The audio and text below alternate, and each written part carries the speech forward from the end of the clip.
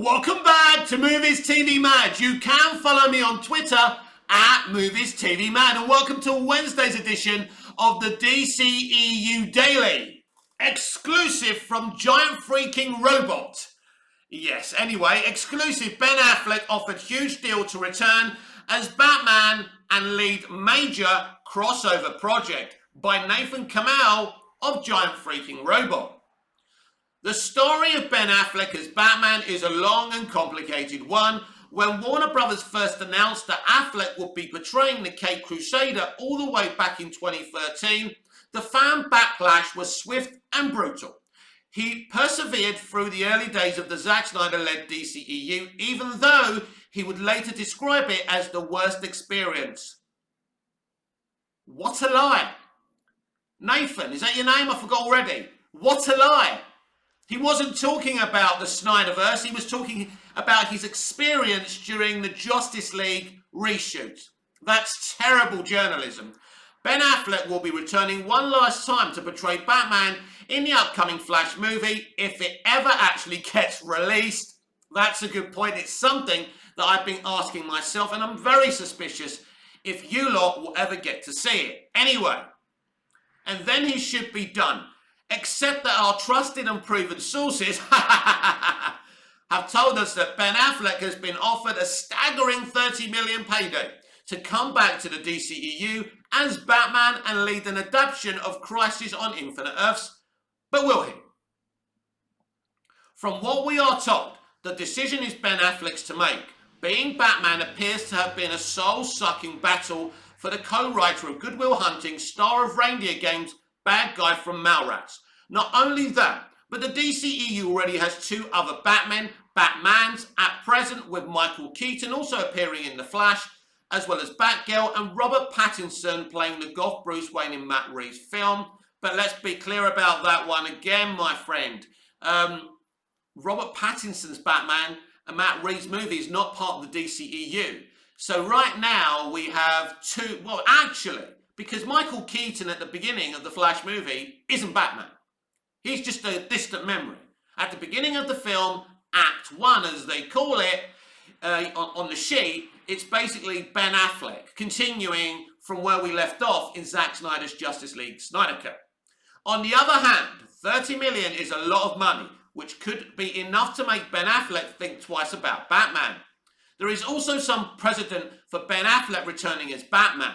When he took up the role in Batman vs. Superman Dawn of Justice, it was after he famously said he would never play a superhero after the disastrous experience of Daredevil. In 2003, apparently, the truckload of cash that Warner Brothers had couriered to him, which is how we picture it, then was enough. So maybe this one will be now. It also might help the chances of Ben Affleck coming back as Batman to potentially make him the lead of the single biggest crossover event in DC Comics history. The original comic book crossover event, Crisis on Infinite Earths, began in 1985 and is still considered a high watermark for what has now become an annual tradition for both DC and Marvel Comics, much like the competing Marvel Cinematic Universe. The DCEU is currently building its storylines around a multiverse concept, which logically ramps up to a Crisis-style event. That alone would be pretty tempting even for a multiple Academy Award-winning megastar like Ben Affleck to suit up as Batman again. The $30 million would presumably also help. That would make Affleck one of the highest paid actors in history, even if it were likely spread across several DCEU appearances. Reportedly, Ben Affleck is currently set to finish out his Batman run in a post-credit scene in The Flash. However, we are told the deal would involve simply cutting that scene out of the movie, ensuring that Affleck could continue to lead the DCEU into its next big thing. We will just have to wait and see if Ben Affleck can be tempted back. Right, so an interesting story, but it's based on rumour. It's based on the post-credit scene in the Flash movie he talks about being cut out. First of all, considering I've seen a test screening of the Flash movie, I can tell you what that sequence is about. It's been spread all over the internet. It's not much of a spoiler, but spoiler alert if you've been living under a fucking rock. In the post-credit scene, Ben Affleck somehow, via technology or something, communicates to Barry Allen and tells him a crisis is coming and to come and find us. Because basically, Henry Cavill's Superman and Ben Affleck's Batman, Batfleck, have vanished. They're in the Snyderverse because of Flashpoint and because of everything Barry done. So Ben Affleck's Batman is warning him. So they wouldn't be cutting that out if they go through with this. So let me explain. Walter Hamada had a multiverse strategy, which was supposed to be launched in this upcoming Flash movie, apparently being released next year. In the film, Barry decides to use the Speed Force, travelling faster than the speed of light, to go back in time to save his mother's life, so he gets his family back and his father isn't wrongfully imprisoned for her death. When he does that, he creates a Flashpoint Earth. Basically, his normal everyday Central Earth is replaced with a Flashpoint universe. And when he fixes that, his Central Earth is still changed. There's a new Justice League. There's a Supergirl. There's a Batgirl. There's a Blue Beetle. Everything's different. But Superman and Batfleck have vanished. The whole idea of this was, of course, to reboot the DCEU and to launch a Crisis on Infinite Earths story arc, ending up with a Final Crisis story. What is Final Crisis? It's the multiverse, the entire multiverse of heroes, reuniting or uniting together, including Henry Cavill's Superman and Batfleck, to fight the new gods and eventually Darkseid. A very ambitious concept that's in the comics, and even more ambitious to do it in live action. I at least give credit to Walter Hamada for that.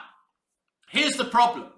Things are changing now because Warner Brothers is now Warner Brothers Discovery. We're now under new leadership. I believe these plans are changing. And one of the most accurate things about this article is, if it will ever even get released, the Flash movie, we simply don't know. So that was the original plan. That's why he's done this article. This article is not an exclusive. He's taken the rumours from the original kind of rumours spread about the post-credit scene that I can confirm to you is true. That Ben Affleck's Batman warns the Flash, there's a crisis coming. Come and get us. So that's how he's done this article. There's not much DC news going on right now, so he thought he'd do this. It's probably got him loads of clicks. It's got me on there, and I'm sure it's got a lot of people on there. So what about this $30 million offer? Again, I don't have a clue. I think this is something that was offered a long time ago. As I say, this multiverse strategy and this Crisis on Infinite Earths Final Crisis plan could still be happening. But from what I can gauge, everything in the DCEU at the moment is in flux, and it may not even happen, and there may be a new plan. We simply do not know. So we're going to have to wait and see if this plan is still happening.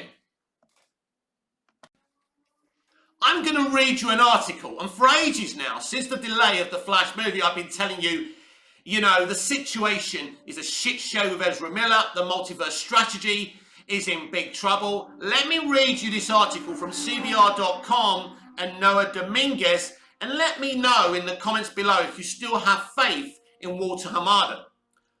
Flash fact: an unnamed 2023 superhero film has run through 45 writers. 45 writers, everyone! Let me know in the comments below. A high-profile 2023 comic book film speculated to be Warner Brothers Pictures' The Flash has had 45 different writers involved with its script. Come on, everyone. Come on. This film is in absolute trouble. We continue. An unnamed comic book movie set to bail next year reportedly had no fewer than 45 writers contribute to its script. While nothing has been confirmed, evidence points towards said movie being Warner Brothers Pictures' upcoming DC Extended Universe film, The Flash. I can confirm it is The Flash. As reported by Deadline, A high-profile comic book film slated for release in 2023 recently had its final script submitted to the Writers Guild of America WGA for screenwriting credit. According to insiders, 45 writers were involved with the script at some point or another during development. Wow. One source claims that all 45 writers actually being credited is basically impossible. Deadline also explains that these days having as many as 20 writers involved on a script has become all too common, not to mention frustrating to the original writers. Basically, because there's so much pressure on these comic book superhero movies now, they go over them and over them. And just imagine how many of these movies are actually messy. So it looks like too many cooks in the kitchen isn't the solution. Directed by Andy Muschietti and starring Ezra Miller as main protagonist Barry Allen, The Flash is scheduled to release in theatres on June 23rd, 2023. Officially, the film's screenplay is written by Christina Hodson, Birds of Prey, from a story by John Francis Daley, Jonathan Goldstein, and Joby Harold. However, numerous writers and directors have been involved with the DCEU project since it first entered active development around 2014. In 2015, the duo of Phil Lord and Christopher Miller, Spider-Man Into the Spider-Verse, were attached to write a story treatment for The Flash, with an option to direct. However, Lord and Miller departed the project in favour of working on Lucasfilm's Solo: A Star Wars Story, with Seth Grahame-Smith being tapped to write and direct a version of The Flash based on Lord and Miller's story. Grahame-Smith himself departed the DC project in 2016 through Warner Brothers opted to retain his version of the script. So it looks like it's his script. So what, has Christina Hodson rewritten it? This is beginning to sound very, very messy. Later in 2016, Rick Famuyiwa, Grahame-Smith's replacement as director, completed a revision of the script. Famuyiwa departed the project by the end of the year in early 2017. The aforementioned Joby Harold was brought on board to do a page one rewrite of The Flash. Dan Mazzou later made his own contributions to the script. By January 2018, Warner Brothers was eyeing the duo of John Francis Daley and Jonathan Goldstein to write and direct The Flash in 2019. However, the first film star, Ezra Miller, was revealed to be writing a new version of the script. Now, this is interesting. Could this have something to do with Miller going to pieces on the set during location? Because basically his script with an iconic comic book writer was rejected.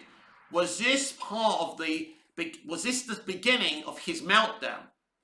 Alongside legendary comic book writer Grant Morrison, Warner Brothers ultimately rejected Miller and Morrison's script, with Daley and Goldstein departing the project and not long after.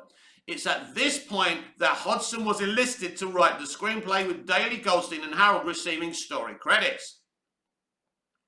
While this doesn't account for all 45 writers, if the Deadline piece is indeed referring to The Flash, the DCEU film has certainly changed hands a lot since entering development nearly a decade ago, thus making it stand out among other high-profile comic book films due for release in 2023.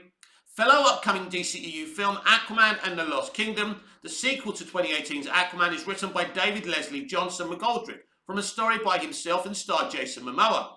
Momoa pitched the story for the sequel while the first Aquaman was still in production, with Johnson McGoldrick, who co-wrote the first film, signing on to write the script for Lost Kingdom not long after. On the Marvel side of things, all three... Oh, no, are we going on to something else? Yeah, we are going on to something else. We're not going to read that. So, this is the DCEU Daily anyway.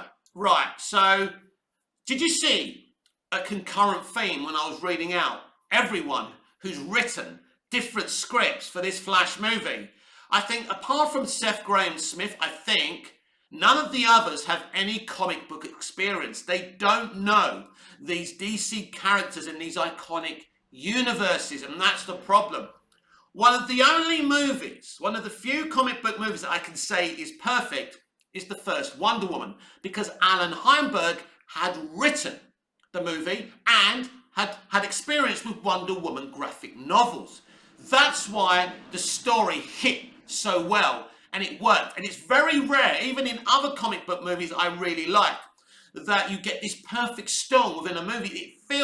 It felt like Wonder Woman, the Wonder Woman I know, not the Linda Carter one, who was literally a first trap in the 80s. I'm talking about the real comic book Wonder Woman. That's why it worked.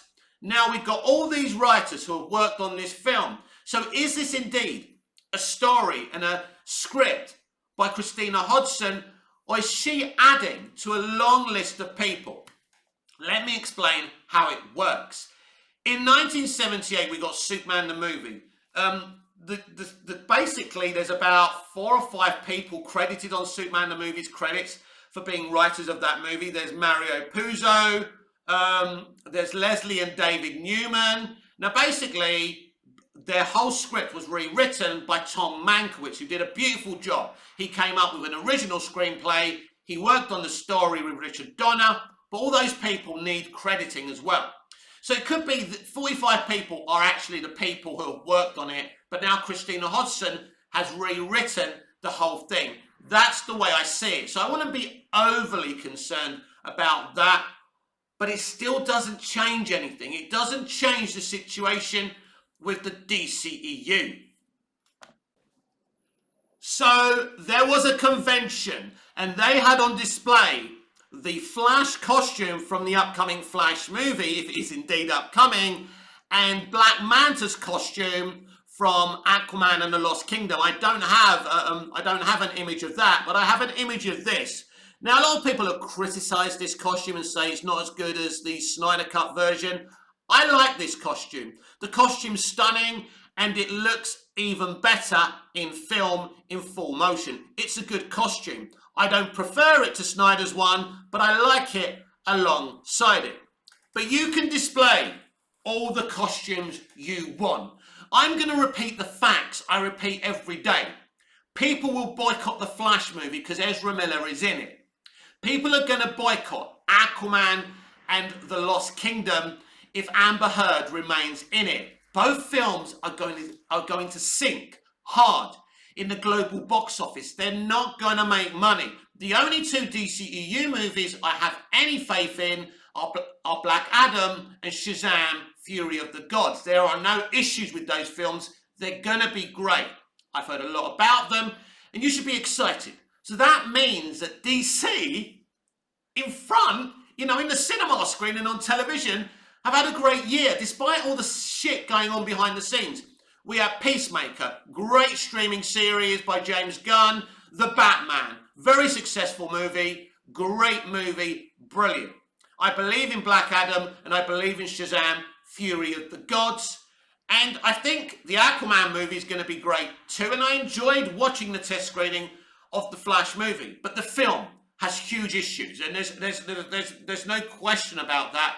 And I don't know what they're going to do at this stage. All we can do is cross our fingers that we'll actually see Black Adam and Shazam! Fury of the Gods this year, because we need to.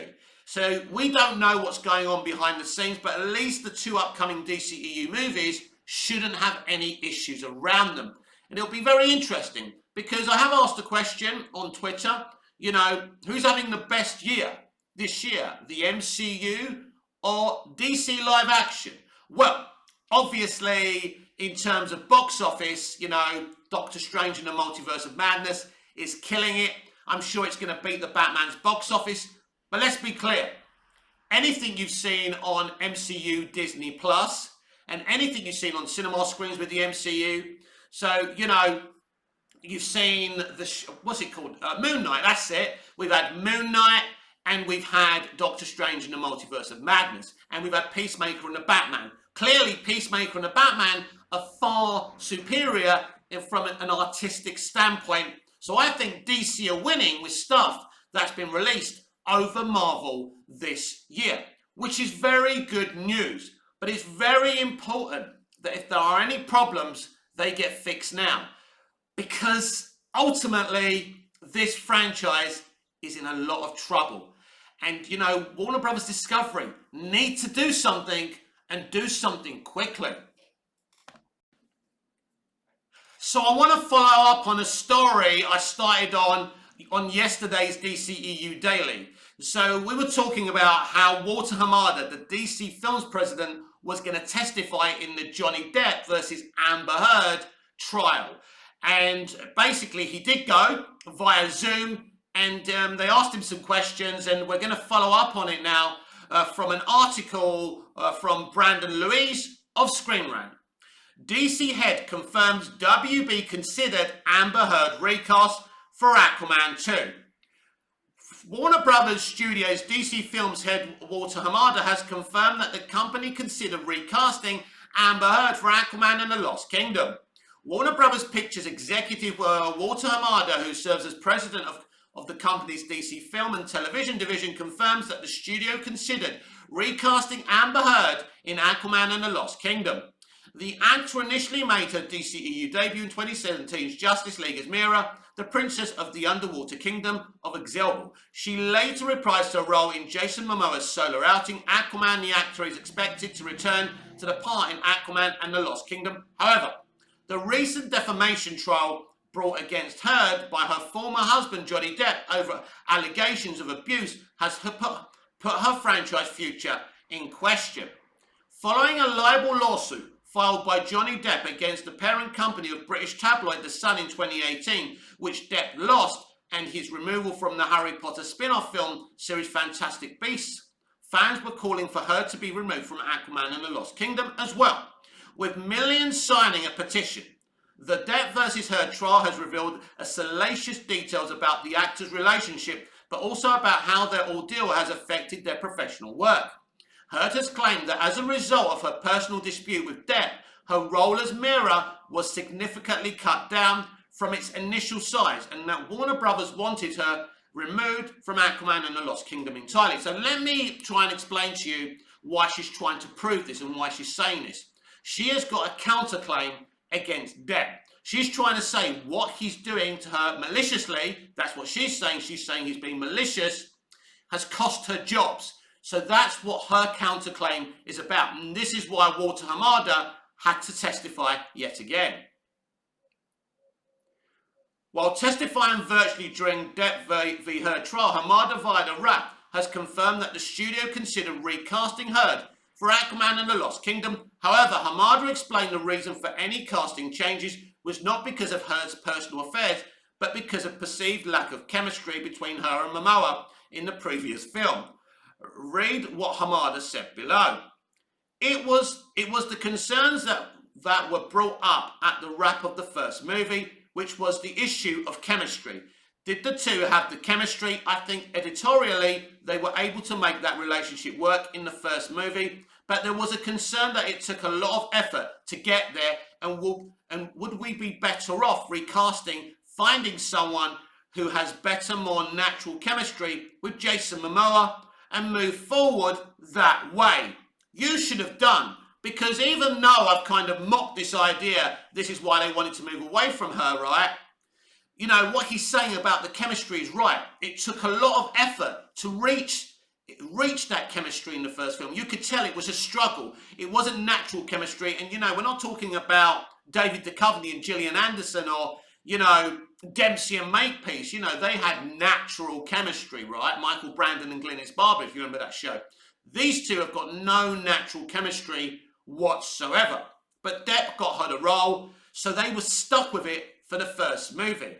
Now, clearly, someone helped her keep this job, because it's clear that Hamada and WB wanted to remove her and recast her. They should have done it. Not doing it is a big mistake. But did they reduce her role for 10 minutes because they didn't believe in the chemistry or because of what was going on? I think it's a little bit of both. Hamada confirmed that WB did reduce Heard's role as Mera in the sequel, but he rebuked the actor's claims that it was due to public backlash stemming from her battle with her ex-husband. Instead, the character's part was pared back as a result of ineffective cinematic chemistry between Heard and Momoa. Can I ask a question? If they had such little faith in their chemistry, why would you go to the trouble of reducing it? Why wouldn't you just replace her as you claim you were thinking about doing in the first place? It really doesn't make sense. It kind of makes me suspect that it is about the controversy going on around her and they are worried about the boycotts. But even when she's in it under 10 minutes, the boycotts are still going to happen. contradicting Heard's claims that she had to fight to stay in the film due to repercussions from her personal life. Hamada stayed firm that all actions taken by Warner Brothers in regards to Mira was purely editorial decisions to enhance their upcoming Aquaman sequel in an effort to make the best film possible. Despite Hamada's assertions, Heard has been released from her contract with Warner Brothers. So, apparently this is official. Let me repeat it. Despite Hamada's assertions, Heard has been released from her contract with Warner Brothers. Now, let's be clear about this. He can still say she was released because of the chemistry situation and not the Johnny Depp situation. They're very clever people, sometimes. Leaving her future within the Aquaman franchise and the DCEU in question, well, it's not in question. If her contract's been terminated, then she's done. Based on Mira's important relationship to Aquaman's character in the first film, both as a mentor and love interest, it's likely that WB intended Mira to have a relatively large part to play in the franchise's sequels.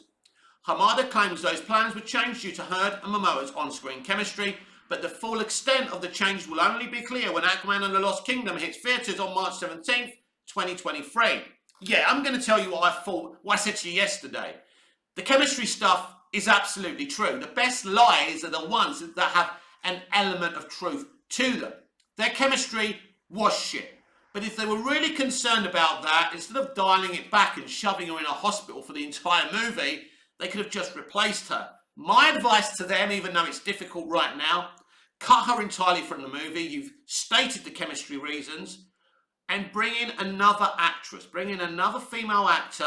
Shoot those scenes and edit them together in the movie. That's what I would do. And give that action scene back as well. Let me be clear. Mira is an iconic DC Universe character.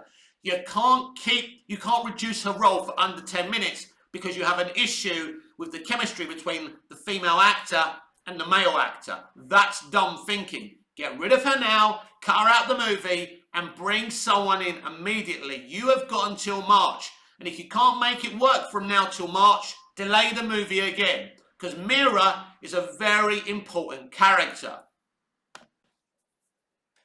If you remember, shortly after the first Aquaman movie in 2018 made over $1 billion, they greenlit a spin-off movie about the trench. Now, the trench creatures in the first Aquaman movie looked stunning, they were frightening, it was amazing, and I thought, wow, we've got a horror movie director going to do kind of a horror-based DC character spin-off movie. I thought, amazing. So last year, they announced that that movie was cancelled, which I think is very strange. Now, in this article I'm about to read, James Wan tries to explain away the cancellation. I think he's giving us a bit of bullshit yet again. Let's have a read. Aquaman director on cancelled Trench spin-off ideas. Aquaman director James Wan discusses his cancelled spin-off movie, The Trench, and the possibility of reworking its horror concepts into another project by Adam Benz of Screen Rant. Aquaman director James Wan discusses his cancelled DC spin-off movie, The Trench, and the possibility of reworking its horror concepts into another project. After getting his start in the world of horror, Wan transitioned to big-budget action blockbusters with Furious 7 in 2015 and followed that up with his entry into the DC Extended Universe in 2018, starring the likes of Jason Momoa and Amber Heard. Aquaman grossed over $1 billion at the box office, the only DCEU movie to cross that threshold today. In the wake of Aquaman's success, Warner Brothers quickly greenlit a sequel with Wan returning as director alongside much of the original cast, eventually titled Aquaman and the Lost Kingdom. The sequel wrapped filming earlier this year and is scheduled to be released next year on March the 17th. In addition to the sequel, Warner Brothers also greenlit a horror-tinged spin-off movie, The Trench, centered around Yahya Abdul-Mateen's II's villain Black Manta and the titular bloodthirsty sea creatures. However, Warner Brothers cancelled the development of the Trench spin-off movie in April 2021. We were going to have a Black Manta spin-off, and they cancelled it. This is typical of Hamada. This is typical of the old WB run by Toby Emmerich. Everything gets canned. They launch something, they announce something. 6 months later, it's not happening. How can you trust anything these people announce? That's the point I keep on making to you. One of my subscribers asked me the other day, why are you being so negative about the DCEU? Well, I'm asking you, why do you think I'm being negative? Don't you think I have cause? During a recent interview with Comic Book, Wan discussed the cancelled DC spin-off.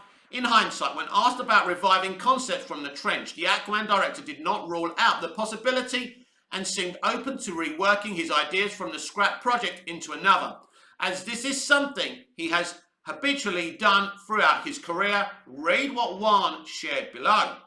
Listen, I feel like everything I come up with, everything I do, if I come up with something that I don't end up using, that doesn't mean that I cannot be inspired to use that in a different way.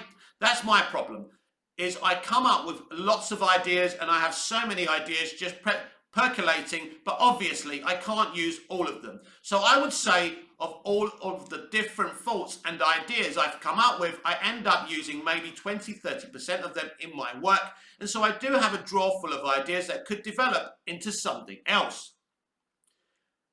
As the macabre mind behind the Saw, Insidious and the Conjuring franchises, Wan made the jump from horror to action and has had just as much success with the latter genre. Despite continually proving himself as a financially and critically successful filmmaker, several behind-the-scenes shifts at WB saw his promising Aquaman spin-off cancelled. While The Trench may have been abandoned, Wan could still rework some of those horror-tinged concepts, which are his bread and butter, into another project. While Aquaman 2 will likely revisit the kingdom of the Trench, Wan seems to be referring to one of his standalone horror projects, his most recent of which is Malignant. While the DCEU has undoubtedly seen success with titles like Aquaman and Wonder Woman, Warner Bros. Has often been criticised for failing to implement an overarching cohesive vision across the franchise. Well, guess what? Zack Snyder had that vision and they chucked him out, but I'm going to explain something to you at the end of the video. Cancelling a promising spin-off like The Trench is one example of this, and an especially curious decision given how successful Aquaman and many of Wan's projects are. While The Trench will likely never come to fruition, it will be interesting to see if Wan can incorporate its concepts into another project. I actually think he's incorporated them into Aquaman and the Lost Kingdom. Just a theory of mine. James Wan is one of the best directors in the world. Think about this for a minute, and this is no disrespect to Jason Momoa, because I love Jay, I think he's amazing, but imagine you've got Jason Momoa and Amber Heard as your leads in a movie. You know, not the most, you know, we're not talking about fucking Robert De Niro and Al Pacino here. You know, they have a very middling, solid ability to act. They're not the greatest, right? They don't have the greatest screen presence, to be fair, right? This guy, Wan, took them and made $1 billion and made one of the great comic book movies. So this guy's amazing. Now, the Trench movie would have been amazing, and I'd really love to know the reasoning why Walter Hamada cancelled the movie, but Walter Hamada doesn't talk to fans, because don't forget yesterday, via Zoom, when he was a witness on the Amber Heard Johnny Depp trial, when they asked him if he consulted with Zack Snyder about the Amber Heard situation, he scoffed, laughed, and said no. So that's the level of respect he's got for Zack Snyder. But really, that's not something he should be showing in a legal trial that the public are going to see. It's some of the arrogance we've got under the Walter Hamada and Toby Emmerich regime, and they have to go. It's as simple as that. Zack Snyder always refers to his DCEU arc starting off with Man of Steel. But Man of Steel is only Zack Snyder's visual vision. In fact, Man of Steel was actually the storytelling vision of Christopher Nolan and David S. Goyer, and they had big, real plans.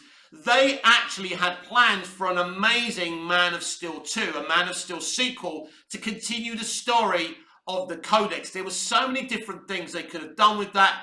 It would have been really exciting. We would have found out what happened to the people sucked into the Phantom Zone. It would have been amazing. And that's what we should have got. We didn't get it because Nolan and Goyer were pushed aside because the movie only made around 650 to 680 million, and WB wanted more close to $1 billion. Again, Kevin Sujihara, the then CEO of Warner Brothers Pictures, was reactionary, just like he was with Snyder. But he didn't get rid of Snyder. He got rid of Nolan and Goya, the two people that gave them the Dark Knight trilogy. Take a think about that for a minute. From the moment Goya and Nolan were pushed away from the DCEU is when the calamity started. But just imagine if they kept faith in Goya and Nolan and they kept on doing the central movies in the DCEU with Snyder directing. Because I think Snyder's a good director. I don't think he's necessarily in writing terms a great storyteller, but visually he's one of the best storytellers. And I think under the tutelage of Nolan and Goya, where he can direct and they can write, you know, and craft the story, I think the DCEU would have been so successful. I actually believe now one of the only ways to save the DCEU is a Man of Steel sequel. So how would you do that? Well, it's quite easy, everyone. You don't delete anything. You don't reboot anything. You forget about the multiverse strategy. You use Man of Steel as a leaping off point. You make a Man of Steel sequel and then the franchise continues from that. Everything's canon. Your favourite movies are canon. If they want to use those movies and refer to those movies, they can. If they have no faith in those movies, they can just be forgotten about, but they'll always be there and part of this franchise. Do you understand? I think this would be a great way to save the DCEU. We should have always got this direct sequel to Man of Steel. And I'm going to use everything I have on my platform to push for this because I really, really want Goya and Nolan back running the DCEU and giving us this Man of Steel sequel. Henry Cavill deserves it. He's a brilliant modern day Superman. And believe you me, if they stuck with Nolan and Goya, the DCEU would have been, well, I think it would have hit the heights by now. This has been the DCEU Daily with me, Mick, your host with the most. Just ask your girlfriends and your wives. Please like, share, comment, subscribe. Hit the notification bell so you never miss this beautiful perfection. And I'll see you again in the next video. Until we see each other again, goodbye, au revoir, auf Wiedersehen. See you again soon.